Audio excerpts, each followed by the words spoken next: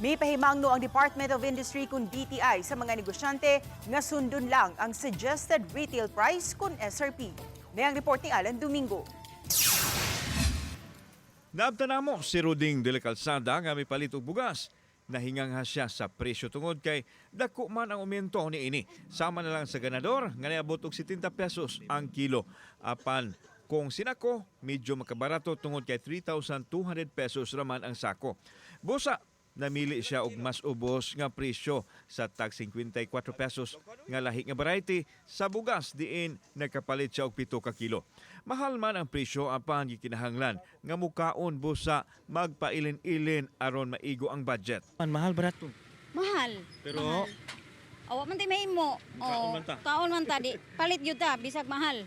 Maton ni Leonora Vailuces, negosyante og bugas nga mahal na ang kuha nila. Silang supplier busa gikinahanglan usab nila kining tubuan og gamay.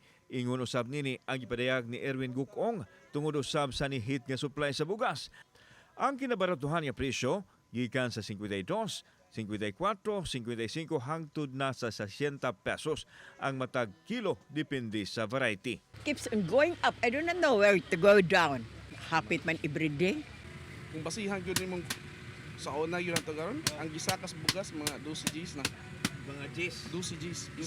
Si Soledad, usa ka ambulant food vendor, admitido nga dako ang epekto sa iyahang panginabuhi ang rice price hike apan dili niya mahimong ipamahal ang presyo sa tako sa kanon sa 15 pesos aron dili maalkanse. Giminusa niya ang gidaghanon ini. Kani mo ni siya Anay, 15. Sa una daghana. Oh, daghan ni. Okay. Nya kung mahal pa gyud sa Amo lang gihapon basta kay naalang gyapon kuan. ganan sa gamay. Kina ang presyo sa mga palaliton diri sa merkado sa karbon. Gawa sa mga ubang basic commodities nga wa molihok ang presyo, apan ang presyo sa bugas silabihan ang pagtaas niini ug posibleng mutaas pa sa mosunod nga mga adlaw. Ang presyo sa bugas dili ubos sa regulasyon sa DTI, kundi ubos kini sa Department of Agriculture. Samtang ibutyag sa Department of Trade and Industry kung DTI Provincial Office nga wa pay paglihok sa presyo sa mga batakang panginahanglanon nga ubos sa ilang jurisdiksyon. Lakip nini ang noodles, dilata, sabon, harina, battery ug uban pa. Kini base usam sa gipahigayon lang price monitoring sa mga tindahan. Result sa among monitoring atong napamatud-an nga within ra gyud sa suggested retail price ang ato ang mga basic necessities and prime commodities nga within sa DTI jurisdiction. Giklaro sa DTI nga adunay proseso og basihan kung ugaling adunay patuman nga pagsaka sa presyo sa mga palaliton.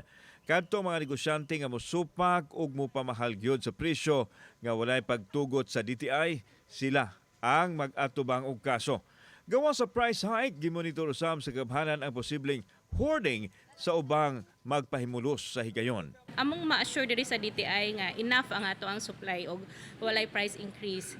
Now kung naatay mga makit-an gyud nga magpahimo sa nahitabo karon, pwede gyud ta mo sumbong sa mga proper agencies kung naay mga price increase nga dili dapat. Kauban si Clover Lumayag, ako si Alan Domingo.